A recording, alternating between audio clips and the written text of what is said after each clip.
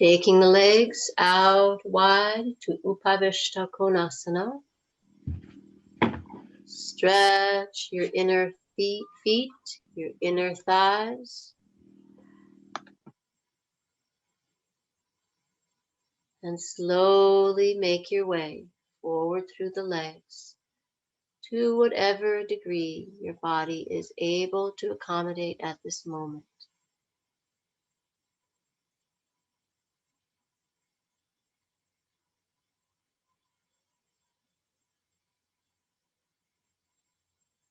Just gradually lengthen yourself up and out, breath by breath. Feeling the right and feeling the left. Lengthen the front of the chest up gently. Roll your shoulders back and slowly again. See if the sacrum and the thighs will work together to accommodate these dual actions. The thighs rolling back and the sacrum coming forward.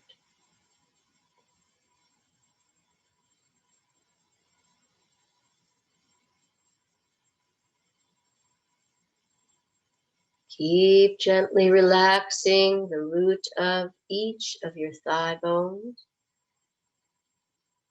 so that you find that delicate point of balance between exerting a sincere, conscious desire and effort,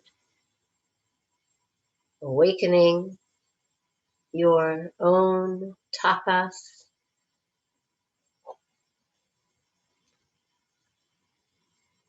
the core of the motivation, the inner fire, to gradually move in the direction of samadhi.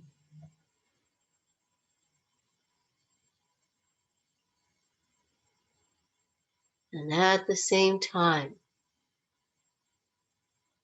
practicing ahimsa, practicing svadhyaya, self-awareness, self-study, self-observation.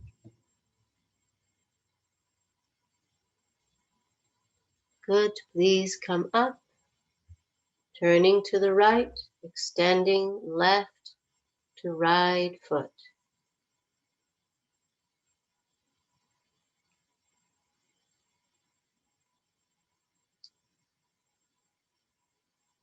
Turning to the right, please. Not reverse bending, turn towards the right leg with your left hand. Thank you. Reaching out steadily, exploring again. Now, if you didn't have your eyes, you would be very less likely to extend farther than your body is interested in actually doing. Because of the dominance of the sensation of sight, we tend to propel ourselves in whichever direction the eyes happen to be pointing. But consider if you did not have those powerful eyes constantly leading the mind, then you would go deeper within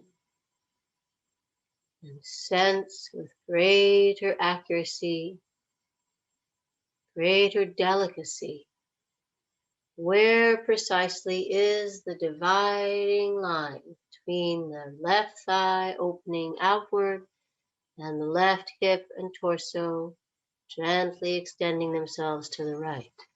Please release, second side. Take a breath, inhale, and turn and extend the right arm towards the left leg.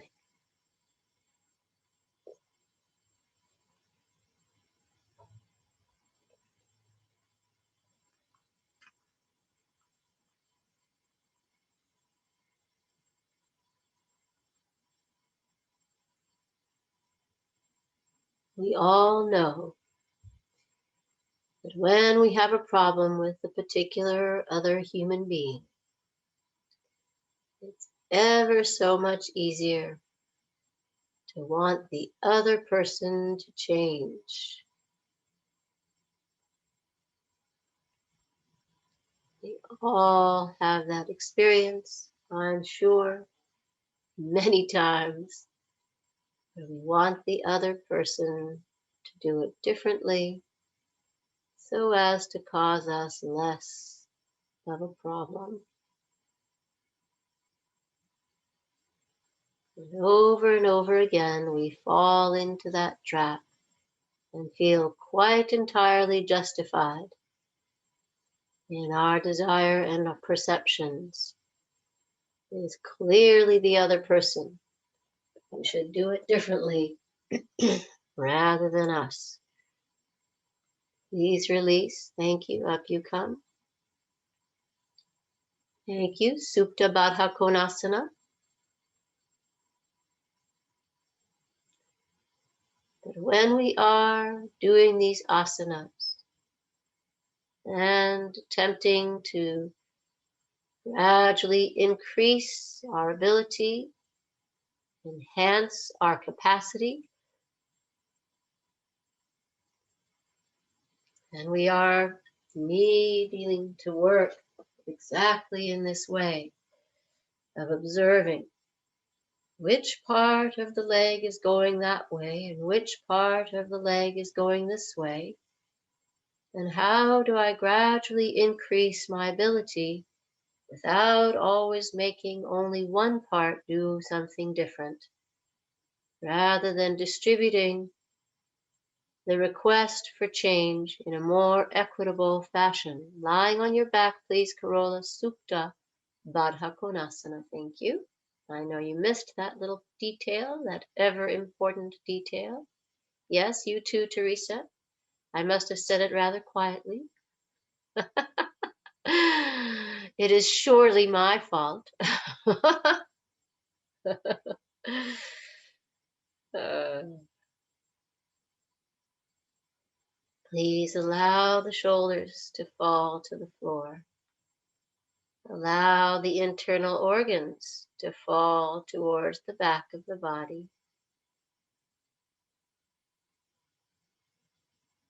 Allow the brain even to move towards the back of the skull. We don't think much about the brain moving at all inside the skull, unless, of course, there has been some rather unfortunate event causing us to suddenly become aware that there even is the possibility of the brain moving inside the skull, such as a blow to the head or a concussion. Then we become, unfortunately, aware that there is that slight amount of possible movement inside the brain, inside the skull. Although we may not be able to consciously allow the skull to drop towards the back, the brain to drop towards the back of the skull, we can at least imagine. And sometimes, when we've been practicing diligently for some period of time, particularly headstand and shoulder stand, we do have the capacity to sense the brain moving. Robin, you're doing Supta Virasana and we're in Supta Baddha Konasana, and now I understand why it was taking you a while to get there. I didn't realize it sooner. Sorry about that. Yes, I wouldn't generally do Supta Virasana quite this early in the practice, but we could potentially. Take a few moments. We're about to come out, but give yourself a couple of minutes of Supta Baddha Konasana anyway. All right, please, the rest of you come up and out of the pose. Thank you. Adho Mukha Svanasana, please. Downward facing dog.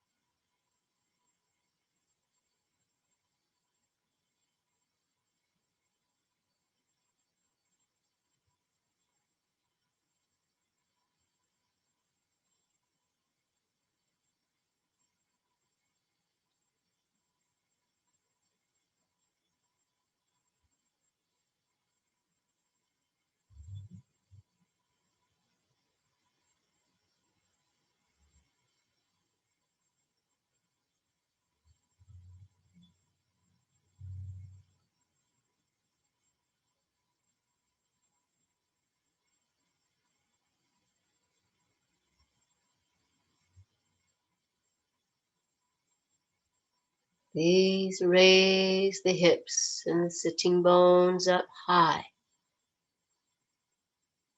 Draw the weight of your thigh bones and sacrum away from your arms and chest. We want to gradually feel that every pose is coming with greater ease, greater poise, and more breath. We want to gradually feel that we are deepening inside the posture. The arms are not just withstanding the force we are applying to them in this posture. They are, in fact, using the posture to help themselves to grow stronger and longer and more capable by the breath. Each breath that you take, make use of it. Draw the thigh bones a little farther off your chest and shoulders. Each exhalation, get the spine to extend. That's much better. Thank you. Good, good. Please look up. Take the right knee into pigeon pose through the arms. And please, after taking a moment to lift yourself up and rotate, extend forward over that right leg. Try to keep the knee mostly under the center of your chest, not out on the right side. And if you have a sandbag that you can gently and easily place across your sacrum, or even two, some of you, feel free to enjoy that extra assistance.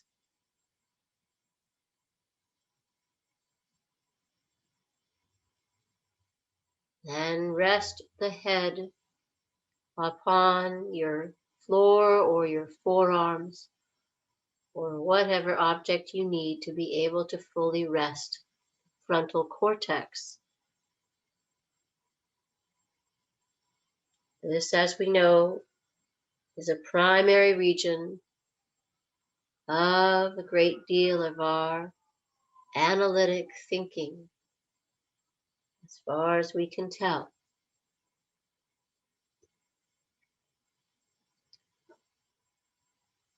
And our analytic thinking is tremendously useful for many things, but sometimes we need to quieten that region so that we can utilize other spots, other capacities of this brain of ours to sense rather than think our way through a particular effort and experience.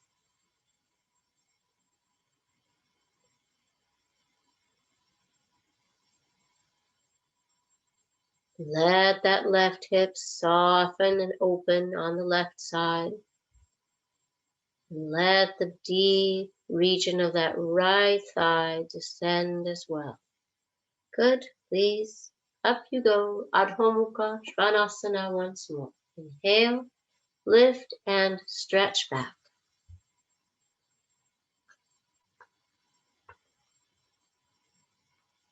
Now again, the moment you come into the posture, that is when you begin the action that you seek. You don't need to wait for me to say it. You don't need to wait for some period of time to go by before you realize, oh yes, I'm not quite pulling my weight off of my arms and shoulders. My sacrum, my thighs, my deep front pelvic region, it can already engage right away. I can keep the backs of my knees slightly softened so that I can engage the roots of my thighs more accurately and efficiently. And I can breathe into the region of my upper and middle back to relax the vertebra there and let them absorb and accept the backward action of my hips and thighs. Good. Please, the second side. Take a deep breath. And bring the left knee forward, pausing again for a moment to rotate the right hip strongly around towards the left foot, to rotate the left thigh bone downward more deeply to the outer edge of its own socket. And then on an exhalation, please, bending forward, out and upon that left knee.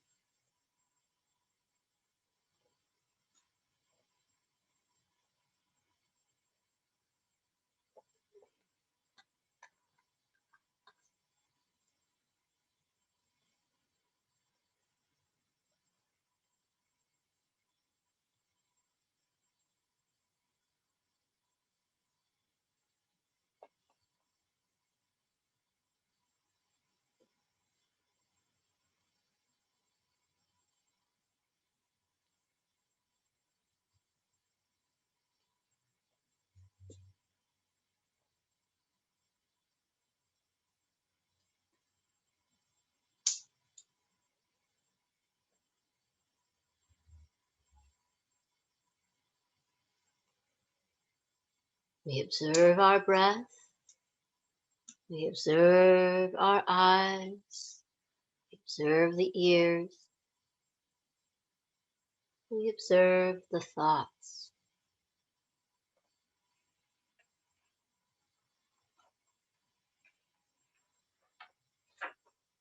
We do want to gradually effect some kind of change.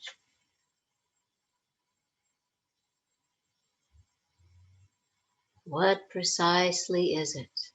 How do we move ourselves with clarity and consistency towards the goal, ultimately, of samadhi, of enlightenment? I have certainly not reached it myself, but I do keep it in mind. But ultimately, yoga is not about whether my body is improving, whether I'm ever going to be able to touch my toes to the back of my head in Vrishikasana, etc. But rather, is my life more peaceful, more filled with love and kindness, more steady,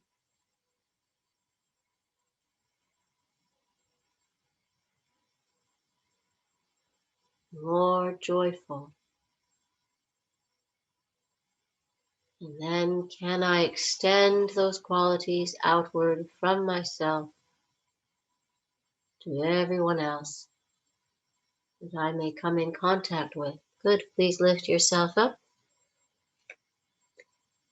and stretch back into dog pose.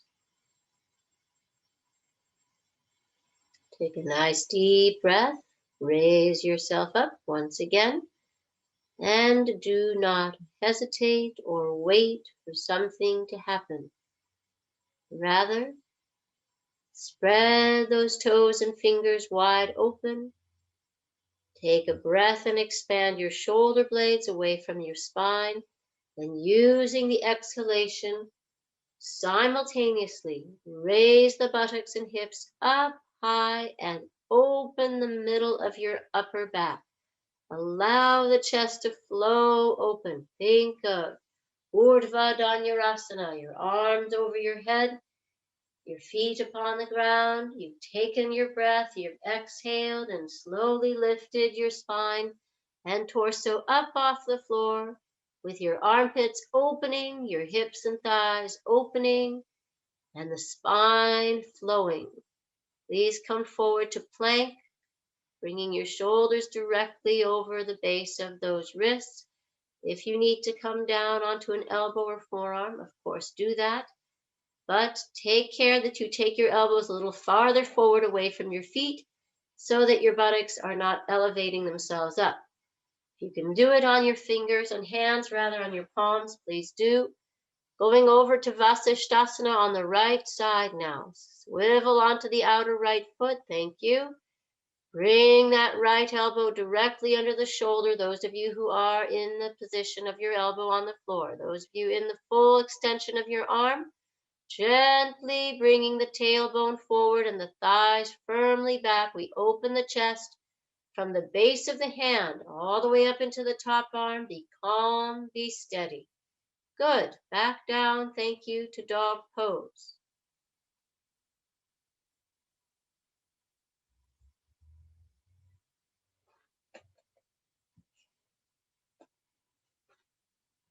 Let's try forward again into plank.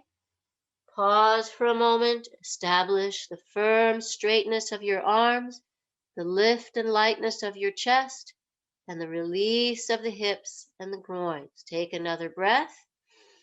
As you exhale, slowly onto the right side. As you shift onto your right arm, bring your right shoulder blade inward and open the cuff of your shoulder back. Take care that your right elbow is not hyperextended. If it hyperextends, soften it ever so slightly. Take it out of that carrying angle. Rest that right foot on top of the left foot and stretch up. Then calmly bring your diaphragm into your back body. Gradually move your tailbone gently forward to the front of the pelvis and look up towards your top hand. If you are able, looking quietly up towards the top hand without straining your jaw or your eyes. And then release and come down to downward facing dog, or up if you like. And stretch away from the arms. Open the chest. Open the calves and the sitting bones.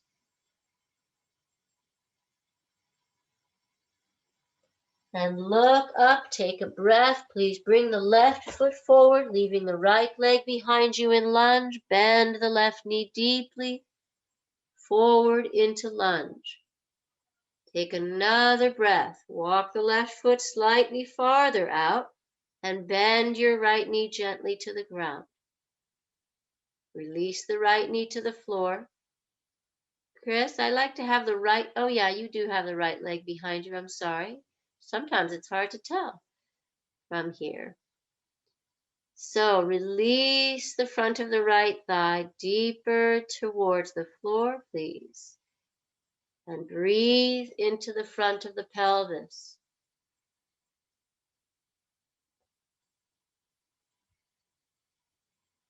Quiet and steady, bit by bit.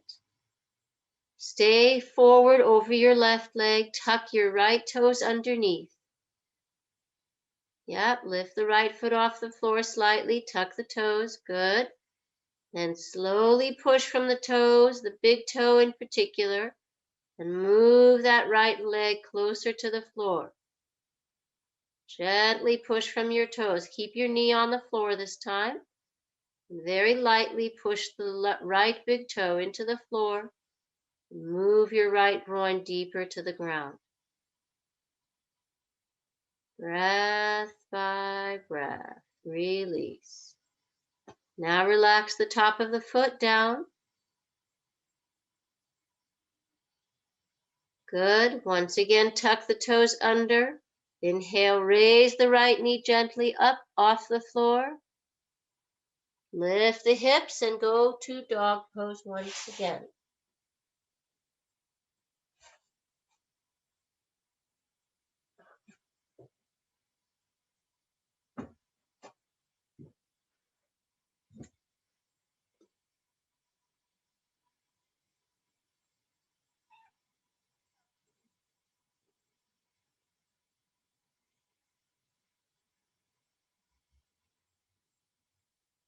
Good. Take another breath and please that right leg forward now through the arms. Pause for a moment with the back knee straight off the floor. Lengthen your chest. And with another breath, exhale, please bringing your left knee gently to the floor now. Relax the top of your left foot down, releasing gradually on that left side.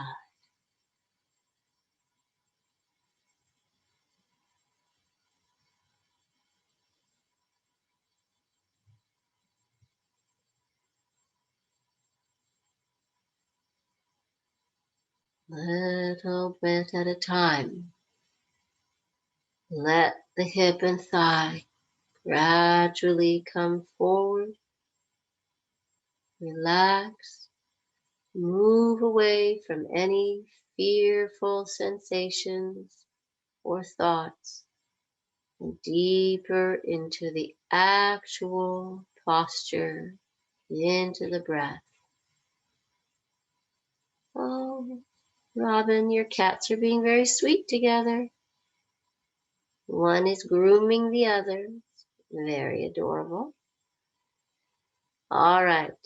Tuck that left foot under. Take a breath. Raise the left knee up off the floor.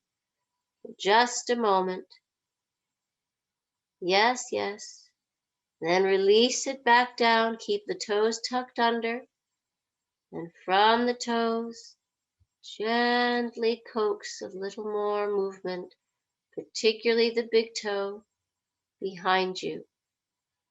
Just gently push the big toe against the floor, very light pressure, and get the front of the left groin to let go a little more deeply to the floor.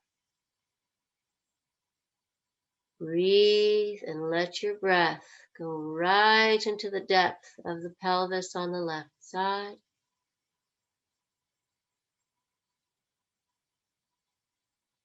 Now relax the toes. Once again, see if you can release the foot.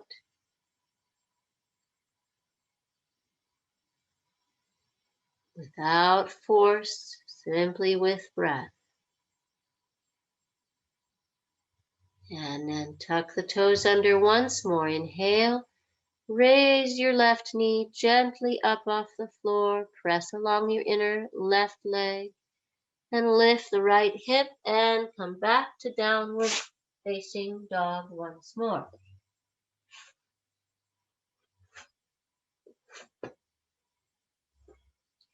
Look up towards your hands. Please raise your head and eyes towards your hands. Now, keeping the base of the hands on the floor, lift the fingers, stretch the fingers upwards, and pull the mounds of the fingers up off the floor so that there's just a little lightness under the base of those hands, so that the bulk of the weight is in the base of the hands. You're almost lifting the palms right up off the floor. Lift the fingers and lift the knuckles of the fingers up, up, up. A little bit more, Audrey. Lift those fingers up. That's what I'm talking about. Good. Release the hands, bend the knees, come down. Mandukasana. And please rest your arms alongside your outer thighs this time. Drop the shoulders, palms facing up behind you.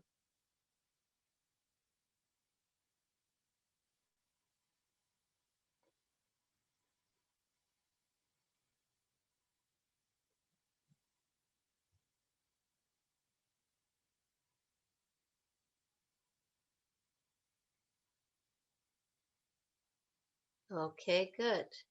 Bring yourself up, please. Lie on your back, legs stretching. Uttana Padasana, please. Lifting our chest up, tilting the head back. So you know if you need to have some height under the back of your head, either a block or blanket or such, please get one of those if you need it.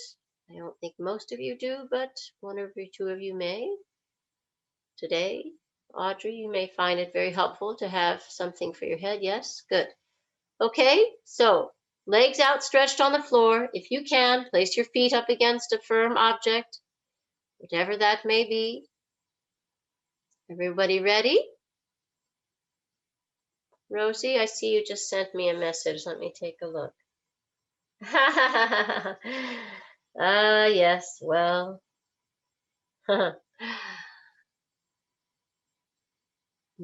Sometimes we do practice with our eyes closed, but if we do it too much, Mr. Iyengar felt that that promoted sleepiness. He was not big on sleepiness during a practice, that's for sure. Please take a breath, palms next to your hips. Inhale, lift the center of your chest up. Roll your shoulders way open and head back over towards the crown of your head. Lift up, tilt the head back. Now, breathe and press your arms and palms into the floor and relax the neck and shoulders. Let the sternum bone lead you higher and higher into the pose. Good. Release and come down. We're going to do a few of them. So I want you to just really focus on letting the breath go deep into the center of your chest. Abby, it's lovely to see you there. Sorry I'm not there with you. Oh, well. All right. Second time, please. This time, I'd like you to grip the edges of your mat, and we'll also bend the knees slightly. So take a breath. Inhale, lift your chest. Come up again onto the top of your head. Bend your knees a little bit, not super much, just a little bit, so that you get more elevation under your diaphragm and rib cage, the floating ribs. Puff them up big.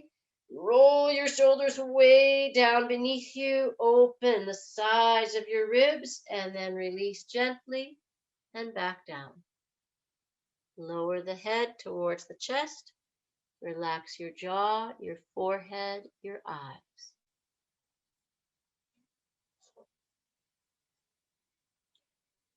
Okay, taking another deep breath. Lift once more. Up we go. Stretch open through that chest. Again, bend your knees a little bit. See if that permits you to do a little more lifting from your middle back. Sarah, see if you can really puff your floating ribs up a little bit more. Good. Now stay in the pose. Stretch your tongue out towards your chest. Reach with the tongue, then reach the tongue up towards your nose. Then over to the right, please. Then back over to the left. Once more, down towards your chin.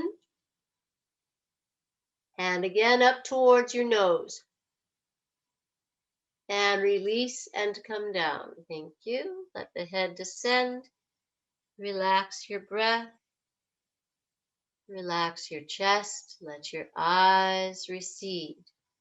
Take a moment and really feel your eyes. Notice the pressure, if there is any, if there's an increase of heat in the front of the head, the forehead area. The eyes feel it all pressured. Okay, I'd like to try one last time, please. Again, if you can. If you need to rest, that is fine. Inhale and lift once more. Open that chest, press the palms into the ground. Feel your thumbs. Move the thumbs down deeply. Again, slightly bend the knees, lift more of your chest up, and then press your knees into the floor. Straighten the legs. Now, roll your shoulders up towards the ceiling. Take a breath and roll the shoulders deeply beneath you. And again, roll the shoulders forward and roll them back under. One more time, roll them forward. Really bring them up, rounding, and roll them down underneath you, using the elbows and forearms to get the elbows deep underneath you. Move your spine forward. And finally release. Once again, gently down. Good. Bridge pose, please. Setu Bandha. Take anything you have out from under the back of your head. Bend your knees. To begin with, please have a block and place it between your inner thighs on its middle position.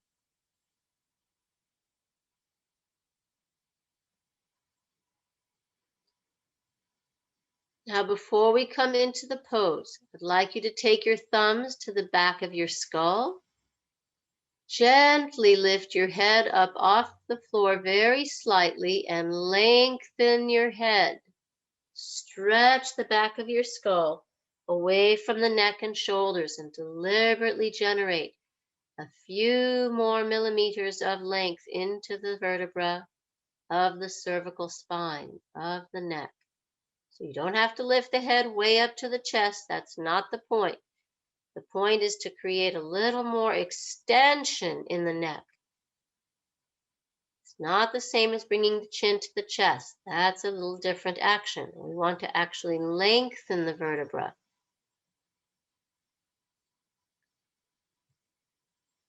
Okay? Then place your fingers on the front of your forehead. Right over your forehead, place your fingers there with your fingers pointing towards each other and your hands resting on your temples. Your little fingers just lightly resting on the eyes themselves.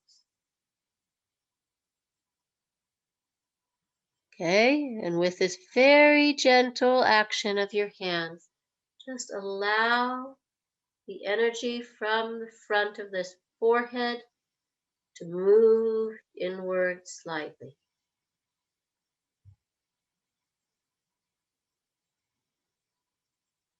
If your hands happen to be slightly cooler than your forehead, that is a good thing.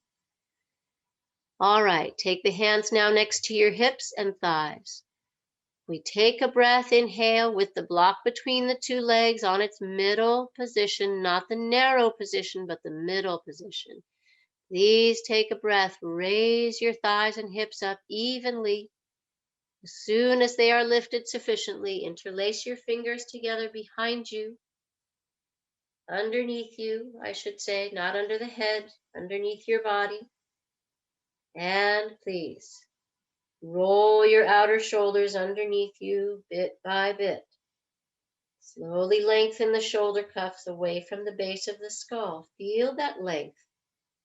So imagine if someone was giving your neck a little bit of traction, they would perhaps sit at your head, place their feet upon your shoulders, place their hands under the back of your skull, and very gently lengthen those two places away from each other, the head going away from the shoulders lengthening away from the base of the skull. Good. Take the arms up and over the head now and roll your spine towards the floor.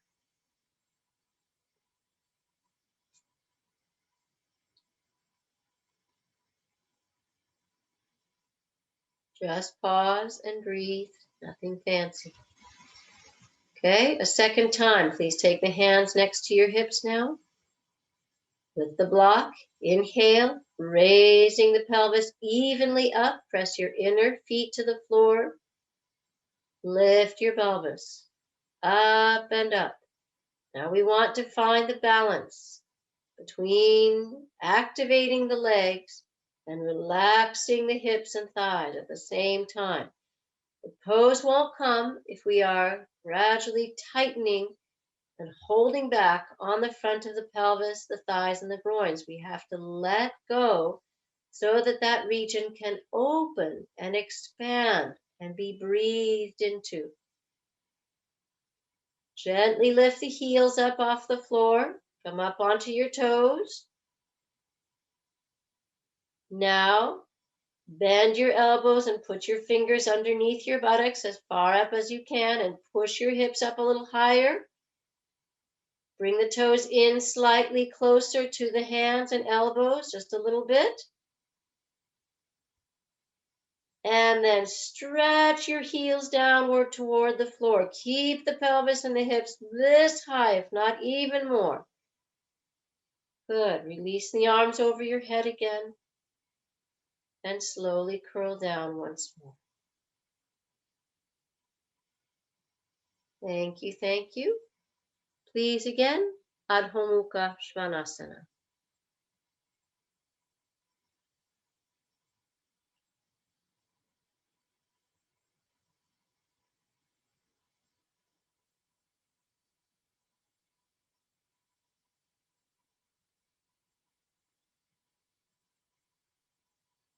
Bring your feet together. If you happen to have a wall in reach, please, as we go, take your back foot up against the wall. Bend your right knee into your chest. With a breath, raise the right leg up behind you. And as I said, if you have an option, place the balls of your toes up against that wall. Lift the left heel away from the floor that little bit. Lift the left arch, the left heel. And from that liftedness, raise the hips and stretch back through that inner right thigh. Let that right inner leg lead you deeper into a pose. Marina, take your outer left thigh towards your right foot behind you, the outer left hip. Imagine that I'm there pushing your left thigh backwards more and more and more. Good. Release. Bring that right foot down. Take another breath. Stay with me. Exhale. Raise that left leg up. Chris, would you just move your hands a little farther away from your feet? Just a little bit more distance between feet and hands. You don't need to come down, really. That's it. At least I don't think so. Stretch that left leg. You can also move your right foot a little farther towards the wall, just a fraction more. That's good. Now lift that right heel up, up, up, the lower leg. Come onto the toe, and from your big toe, stretch the outer hip back and push that back leg a little farther up. Open your chest. Good. Release. Please come down. Mandukasana. Child's pose with your knees wider apart.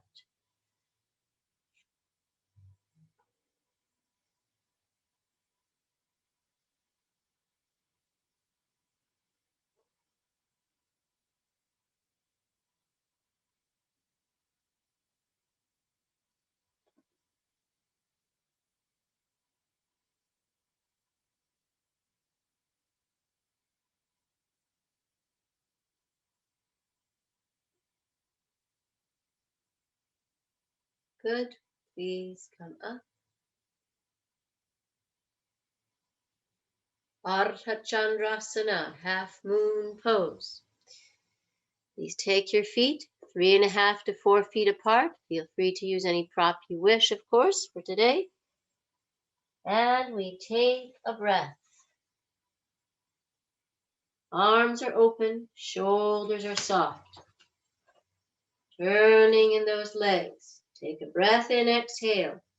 Reaching gently to the right. Bring right arm down. Stretch left arm up. Take another breath, bend in that right knee, bring the right shin way out past, practically in line with the toes. Step gently onto the right foot and right arm. Come up to balance, Ardha Chandrasana.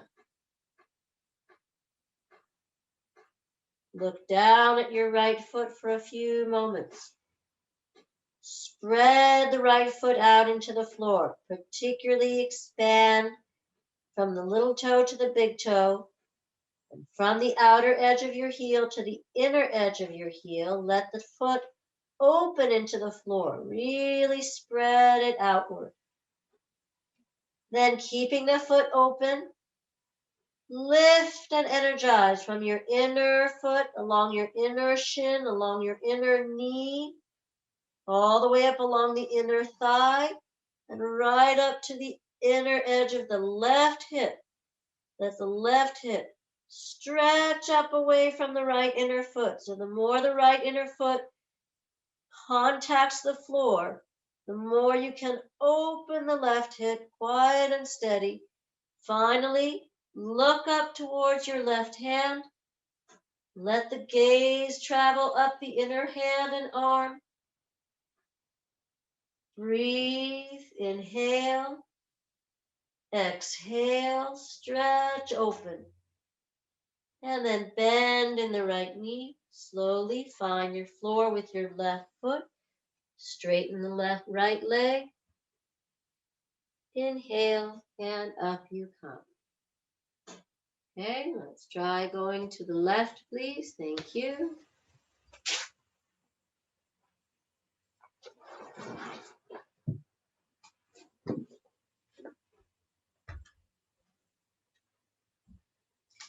Take a breath, and on the exhalation, reaching to the left.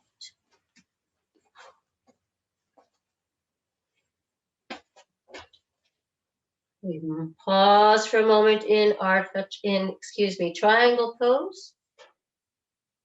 Taking a moment to lift and open everywhere, to expand the foot, expand the toes, expand the breath.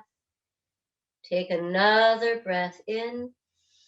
Exhale, bend deeply in the left knee. Let the left knee come out beyond the toes. Reach with your left hand, come up to balance gently and gracefully upon the left leg. Stretch the inner right thigh towards the inner edge of the right foot, the heel and the big toe behind you. Then looking down at your left foot, spread the toes open. Don't let them pinch inward. Instead, let the big toe and the little toe expand, just like we do with the hands. In dog pose, spread the toes open. Gently stretch into your inner left foot.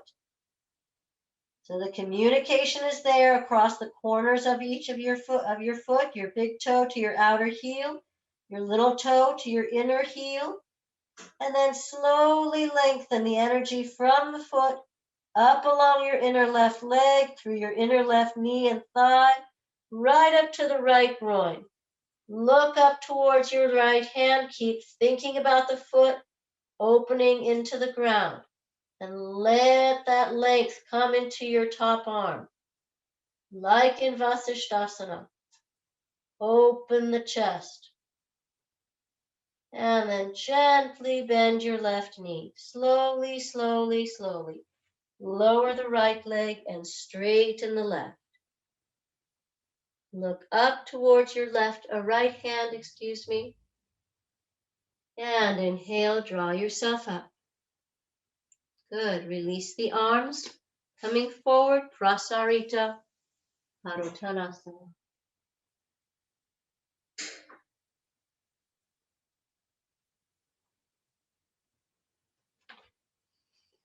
Dropping forward gently.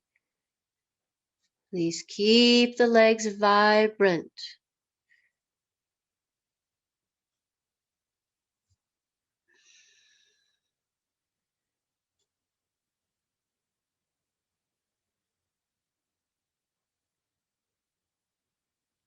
The performance of the asanas does help to reignite and recharge that deep inner fire called tapas. But, as we know, it can also overstimulate and cause depletion. So the job of our consciousness while we are practicing is to keep feeling more and more deeply what precisely is happening on that cellular level. Are the knees and thighs actively engaged? Can I relax my spine over the legs because of the steady, sturdy quality of our thighs and bones? Good. Please gently come up and bring the feet to the center.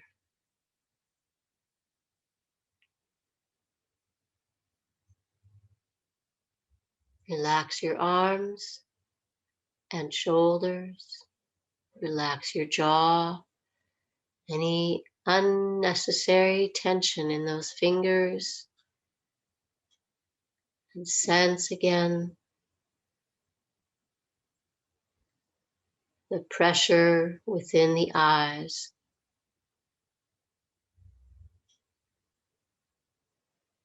If we can keep practicing poses that do challenge us that little bit, whatever that might be, and do so in a way that maintains more of this quiet gentleness this lack of compression, lack of intense excitation, then we can be fairly certain that we will be able not only to continue to practice these poses as time goes by, but also so that we can practice something else that might be challenging and maintain the quiet grace of that breath. Please, Parifritta Trikonasana now, reverse triangle, and I would like you, if possible, to have your back to the wall. What I want you to do, if you possibly can, which I'm fairly certain most of you can, is actually, okay, let me think this through.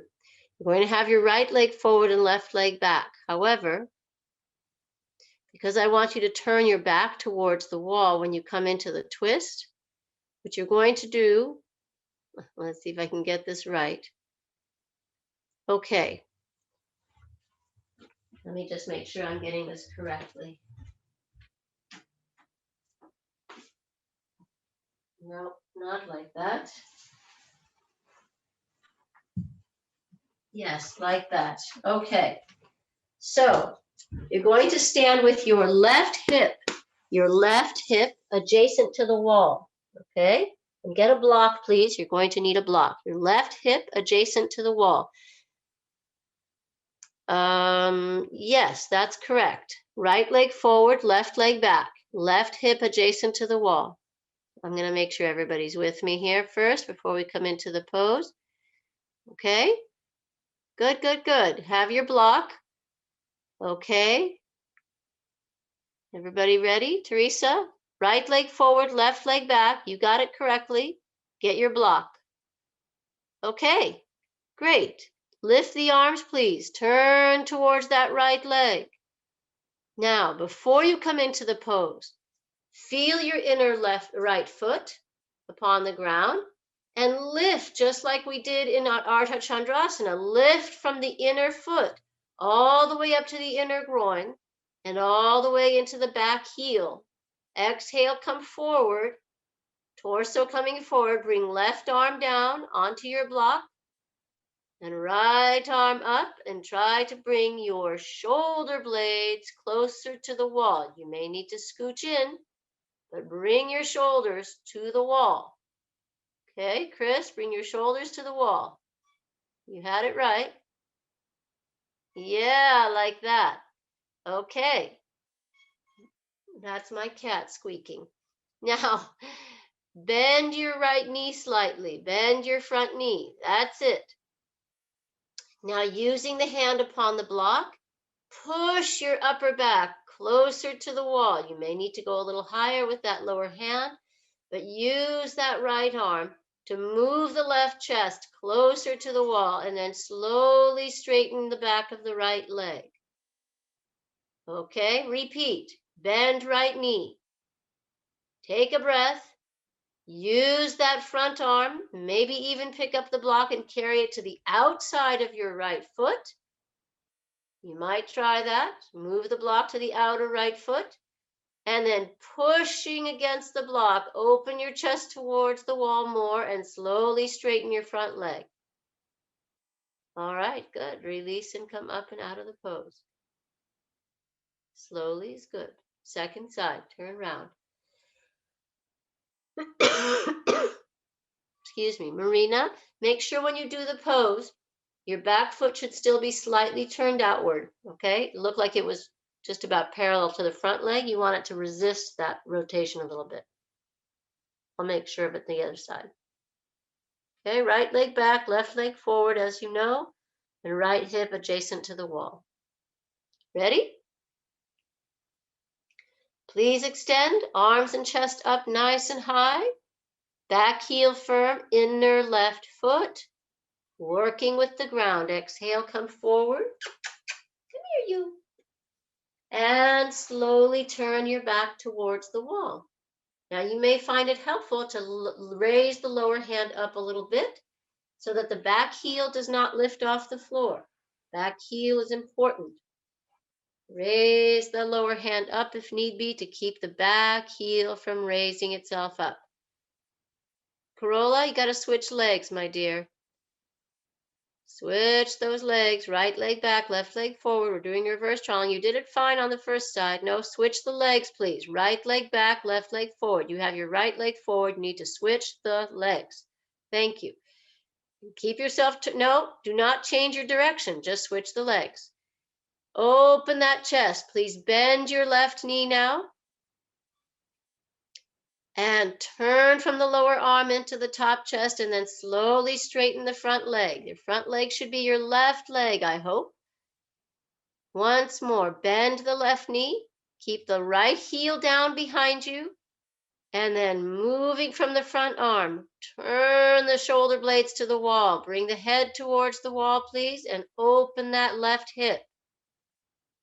Good, good, good. Inhale and slowly come up out of the pose. Well done. Thank you. Uttanasana, please. Legs parallel, forward and down.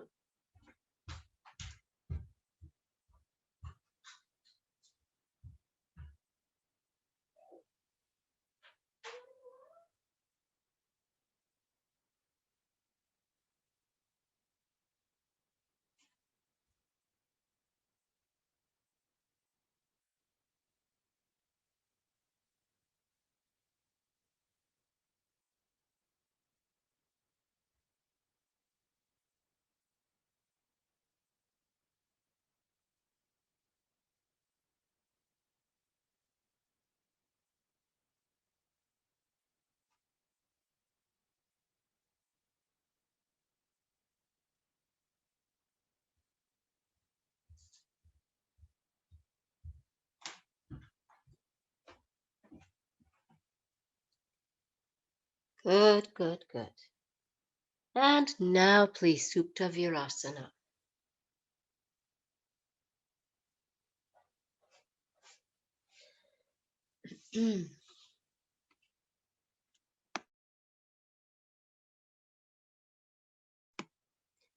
Kathy, you're asking me for a recommendation on yoga philosophy. Well, I definitely find Light on Yoga an excellent first source. If you don't have Light on Yoga, if you do have Light on Yoga, just open the first, chapter or so and just read that. Reading it more than once is also very helpful. And also, Mr. Iyengar's book, Light on Life, is a wonderful resource. If you don't have Light on Life, I'd highly recommend that as well. Those are both really good resources. There's also, there are many others, of course, but the Tree of Yoga I often find very wonderful as well. These are all Mr. Iyengar's books. Of course, there's plenty of other excellent authors on the topic, but you'll find plenty to keep you busy with those sources. I can send it to you, so you can go into Supta Virasana. Don't worry about it. You do Supta Virasana, and I'll send you the books.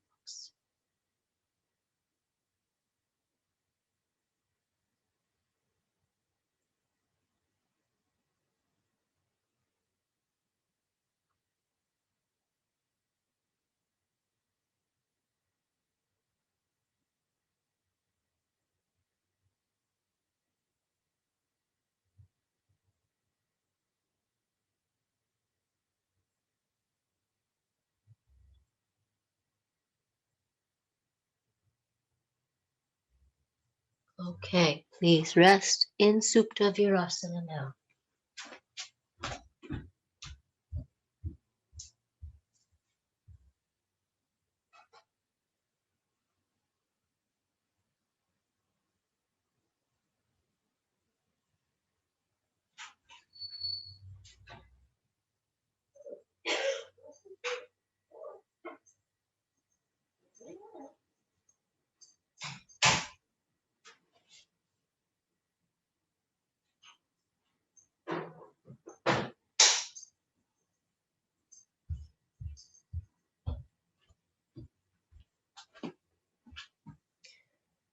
With regards to the question of vision and the eyes,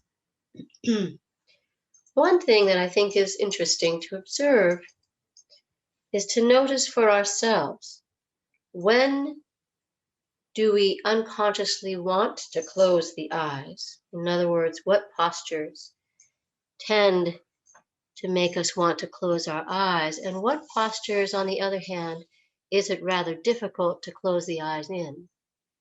And to try to observe that and create a little bit more awareness and balance between those. So, for example, in this pose, because we are reclining and generally somewhat restful,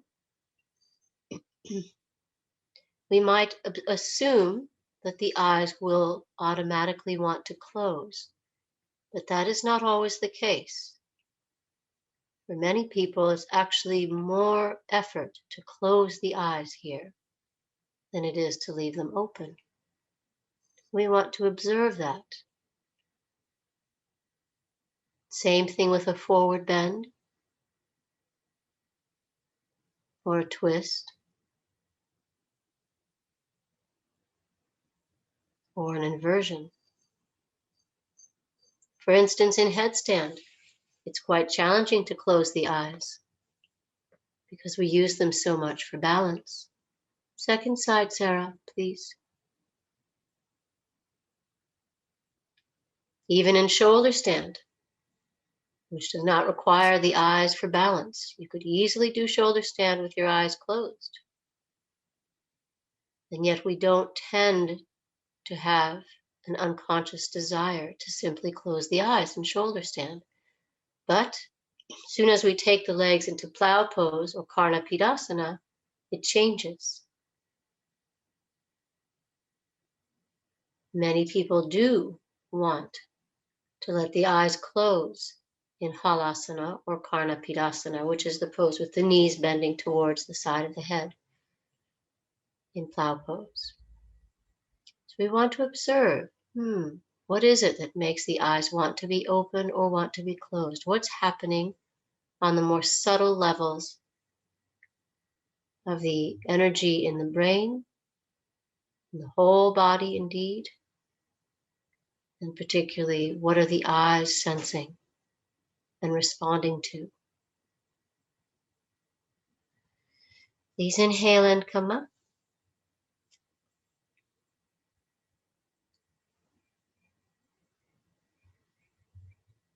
Thank you. Lying upon your front.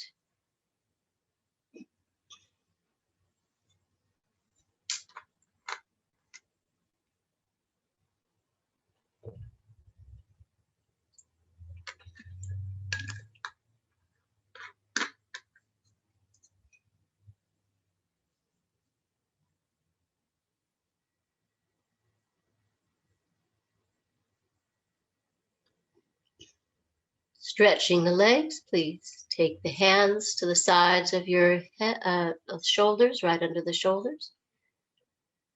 Take a breath. Inhale, gently raise yourself up, Bhujangasana. Legs on the floor this time. Roll the heads of the shoulders back, gently open the upper chest. Good, release, come down. Take the hands behind you now. Interlace your fingers together. Take a breath. Please first lift those shoulders back off your chest without even moving the head off the floor, just the shoulders, please. Let the head come down. Okay, bend your elbows. Bring the shoulders off the chest. Bring the shoulder blades together. Bring the elbows as close together as you can. Really bring the elbows together. That's it. Now inhale, raising the head and chest and the legs simultaneously. Do not bend the knees, please. Lift the thighs, point the toes, and raise your chest and shoulders off the floor. Thank you. Release and come down. Rest the arms at your sides. And then place the hands on the floor beneath the shoulders once again. Now, the thighs remain on the floor this time. Roll the shoulders back towards the elbows. Really open the collarbones and the center of your chest. Take another breath. Lift your head, only your head. Look up, take the chin forward. Now slowly lift the chest a little bit at a time, keeping as much openness in the chest as possible. Gently brush the hands against the floor and open your upper back. So the hands are on the floor this time. Bhujangasana, the thighs stay on the ground, and we're opening the top chest. Release and come down.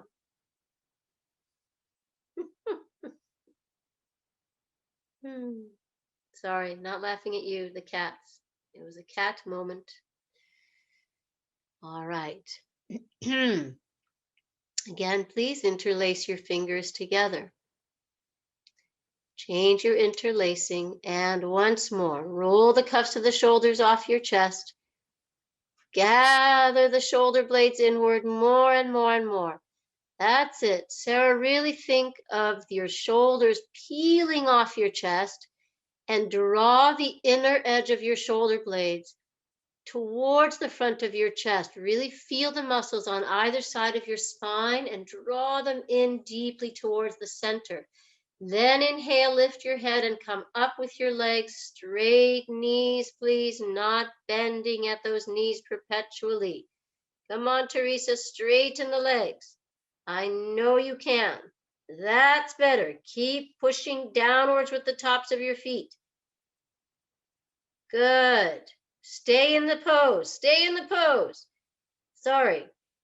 Put your hands on the floor next to your shoulders. Now, very gently, very mindfully, slowly lift yourself up until the legs come towards the floor. Do not let your shoulders round up, please. Keep them down as they were a moment ago. Open that chest. Watch Kathy. Watch Kathy. Don't go too far, please. Okay, come back to that previous posture. Take the hands behind you. Lower as little as possible. Take the hands behind you. Interlace them, lift the legs, lift the chest. Imagine you're kicking the tops of your feet down into the water where you're going to do that butterfly, that butterfly stroke in the pool. Okay, one more time, hands on the floor. Don't drop. Slowly lift, gently, gently. Keep the shoulders back consistently. Lengthen your sternum bone forward. There you go. Relax your groins, relax your hips, relax your spine. Open that chest. And release. Gently come down. All right.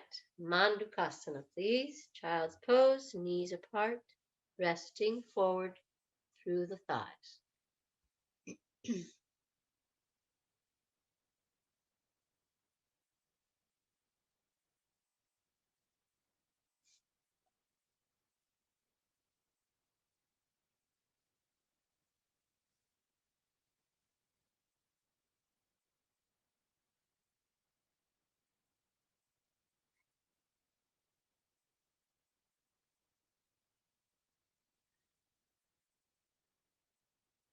Place your hands along your head. Inhale and lift up. Thank you. Good. Let's try a little bit of Ekapada Raja Kapotasana, please. I would like you to set up such that you have a chair in front of you and a wall behind you, so you can take your right knee forward into pigeon, your left foot with the knee bent and your foot up the wall behind you, and the chair in front of you, so that your right knee, the one that's in pigeon, is basically under the seat of the chair. Your wall is right behind you, and you have your left foot bent so that the toes are vertical and the thighs coming towards the floor. Okay? Sarah, I think you can manage this, but if it's too much, just do pigeon pose with your hands up on the chair without bending your back knee. Okay? So if your lower back is, bothering you, then just do pigeon, but not with the foot bent up behind you. Everybody claro?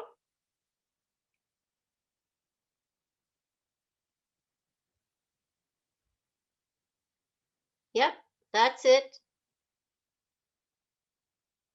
Okay, and that's good. Take your right foot, the one that's in front of you, move it out to the side a little bit to the left, and then bring the chair in close enough towards you so that you can really feel that you're lifting your torso up. Chris, you just need to move your right knee much further forward and your left leg. Yeah, there you go. Let your left toes go up the wall.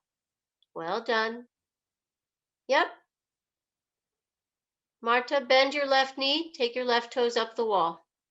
Back leg. That's it. Left knee on the floor. Thank you. Yes. Shannon, have you done it this way before ever? Yes? No? Oh, well, good. I like to bring out new things from time to time. Just be quiet and patient and calm and slowly lift yourself up and relax the pelvis and relax your spine. Don't create tension unnecessarily anywhere. Just quietly coax the front of your pelvis up away from your hips and thighs. Of course, it's doing a different thing on the right side than it is on the left, which is partly what makes the pose so challenging, is to get that balance to come between the right side and the left side. Okay, good. Please try the other side. Slowly come out. Please be aware as you move your body. Feels good, Chris? Hmm? Yeah. I know. It can feel very good. Okay, let's try on the second side, please now. Right knee back, left leg forward. And for those of you who have a lot of tightness in the outer hip quadrant, in that lovely piriformis gluteus outer thigh area, you can certainly benefit by putting a block, if you need to, under your outside left thigh so as to help descend that left thigh in a more easeful fashion. Or a blanket or a bolster. But, a block is nice because, if you're up high enough, a block is helpful because it's more solid and communicates that solidity into your thigh bone, which allows it to let go more readily. So you might try that. So you can actually rest the outer thigh onto your block or whatever, and then use the wall behind you and the arms in front to quietly generate that gradual turning of the right hip forward and the corner of the left groin backwards, steady and gradual. Move the edge of that inner left groin backwards towards the wall. Good. And release, please. Thank you. Shoulder stand, including plow pose and Setu Bandha. Please be able to lower your feet gently, either onto your chair or wall or whatever, so that we can practice a little bit in that way.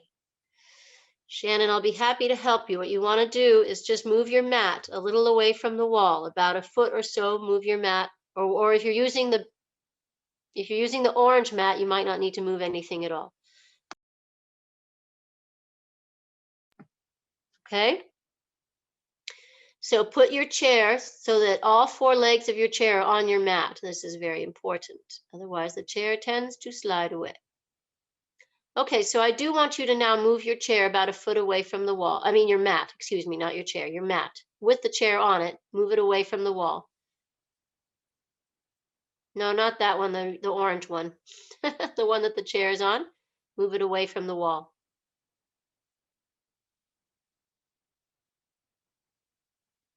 Perfect. Okay, that's good. Lovely. Now put your blankets facing with the folded edge towards the wall and the raw edge towards the chair, a leg's distance from the wall. Yep. That might be a little too far from the wall. You'll need to measure, but when you get there, you'll measure. Okay, and make sure that your chair is close enough, right? So you can reach it. You know what to do in Setu Bandha. Good. Audrey, if you possibly can use a belt, even just a tiny bit of a belt, that would be good, I think.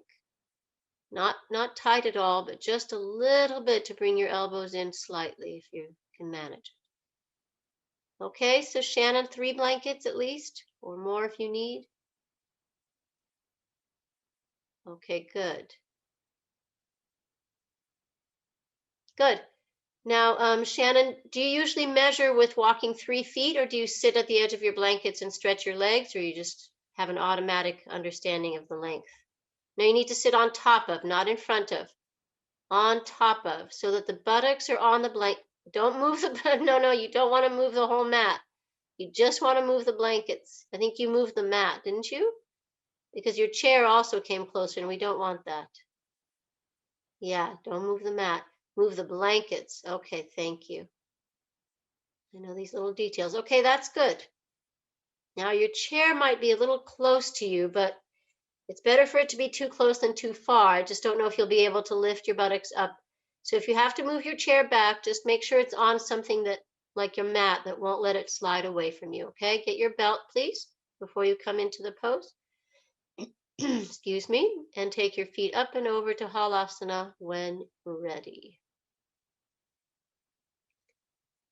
Teresa, take care not to over tighten your belt. I say that because I know your habit to do that. Ready, Annette? You have something behind you for Setu Bandha, I hope? Oh, that's lovely. Shannon, go ahead and come over into plow pose, please. Excellent. Okay. Place your elbows through that belt, hopefully. Raise the hips up. That looks good, Sarah. Keep lifting. Sarah, I want you to not take the belt off, but put your thumbs into the tops of your thighs. Bend your elbows, push your thighs up with your thumbs, directly to the ceiling. Yes, do that for a few breaths. Keep pushing your thigh bones up and allow the thigh bones to be drawn away from you. Yes, like that. Feel how your sacrum can actually attain that length. Okay. And then maintain that extension even without your hands. Take your hands onto your back now. And keep feeling and finding the ability to grow those thighs away from your shoulders. Okay, place the heel of your hands up against your back, please. And try to bring your left hand a little more toward the spine. Good. Breath, exhale, raise the legs up if you can, both together. Do try wherever you can. Even if you have to walk the toes practically up to the ceiling, try. That's good, Shannon. And Shannon, if you observe, you'll notice every time you do that, one leg will go slightly quicker than the other, and it'll always be the same leg. So do try to do it the other way with the other leg trying to take the lead from time to time, so that the weaker side gains a little bit. Yes, good, good. Up we go. Okay, Audrey. Can you bend your elbows, Audrey, and place your hands on the seat of the chair? Can you bend your elbows? Reach round to the outsides of the chair and pull the seat down with your hands. Yeah, okay. Preferably, I would have your hands wrapping around the outside edge of the chair, if you see what I mean. Yeah, like that. Now pull the chair down. You can even move your hands closer to where your buttocks are on the other side of that. Yeah, there you go. Try. Well, yeah, I know it's hard, but do try. And really pull your hips up and over. Good. Excellent. Yes, let the weight be taken off your neck and shoulders into your hips and legs more. You can bend your knees and place your feet on the upper arm of the chair and let your back open. That's it. And really pull the weight away from your neck and shoulders. This should feel good. Okay, please, everyone, take your hands onto your back as deep under the chest as you can get it. Ready? Take the tailbone up. Bend your knees. Rosie, pause for a moment and really stretch your thighs up toward the ceiling. Yes, now stretch your toes downward as you stretch your thighs up. Good, good, good. Keep that action as you stretch the toes down to the chair. Keep that action. Toes down, knees and thighs up. Oh, that was just beautiful. Yes, yes, yes. Open and stretch and breathe and relax. All those things. Relax the forehead. Notice again the pressure that comes to the eyes, that comes to the sinuses, comes to that throat. And relax and release it. Let there be more ease, more breath, less outward effort, much more concentration. Shannon, is your chair sliding away after all? Despite our best efforts, I know. If you have a sandbag next time, you can place a sandbag on the back leg of the chair or rung of the chair. That will help. But you did well. That's it. Try if you can to lower the soles of your feet onto the seat of the chair. If you can manage it, just keep gently nudging the buttocks. Yep, like that. Now you can take a moment and stretch your arms to the legs of the chair. Reach back to the legs of the chair with your hands. Open the chest, lift the tailbone, lift the groins. Good. Please place your hands on your back firmly. Chris, try to move the base of your hands closer to the center, closer to your spine. Scooch the wrists inward. Get them to open your upper back more. Yes, good. Inhale, raise the legs up. Here we go. Well done, Marina. I think it's time to lower your feet a little tiny bit. Yes, I do. So we gradually make it down to the floor one day before you have your second child. That was a joke. And lower the legs down to the wall, halasana. Well done, Sarah. That was a good long time. Good, good.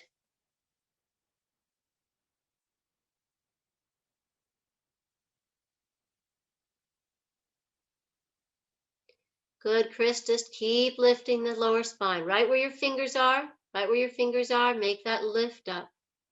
Yes, use your fingers and push the sacrum up. That's good. Yes. Abby, watch that you don't overdo the pressure in the kidneys. Please soften the kidneys. Relax your hips and thighs a little bit more. Let everything get softer in the jaw. Okay, please take the belts off and we come down gently. And please right over to Paschimottanasana, forward bend.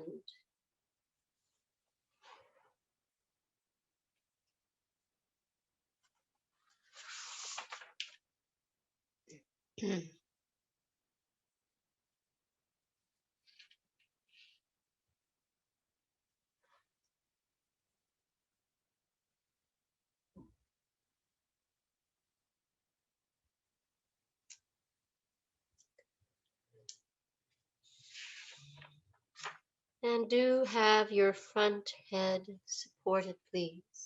The forehead, let it rest on something substantial enough to relax into.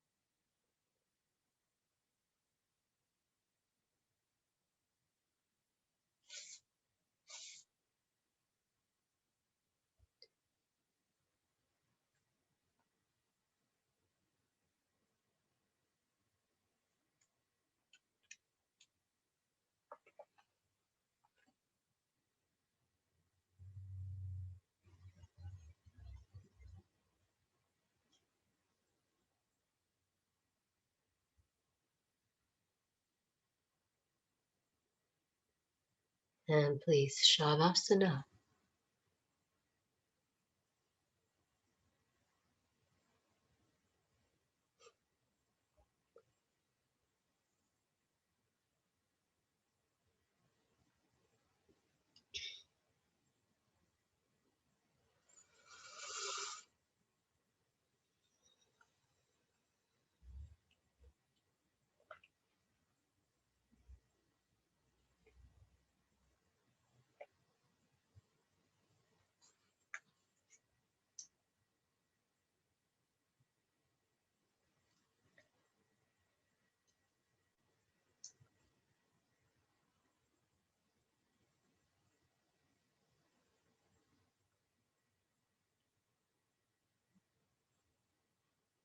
Please lying down gently, absorbing. And Robin, we do have the 5 minutes, so enjoy.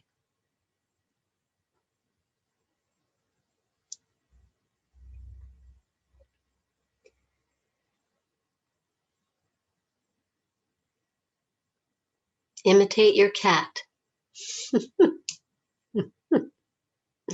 She's doing a perfect Shavasana.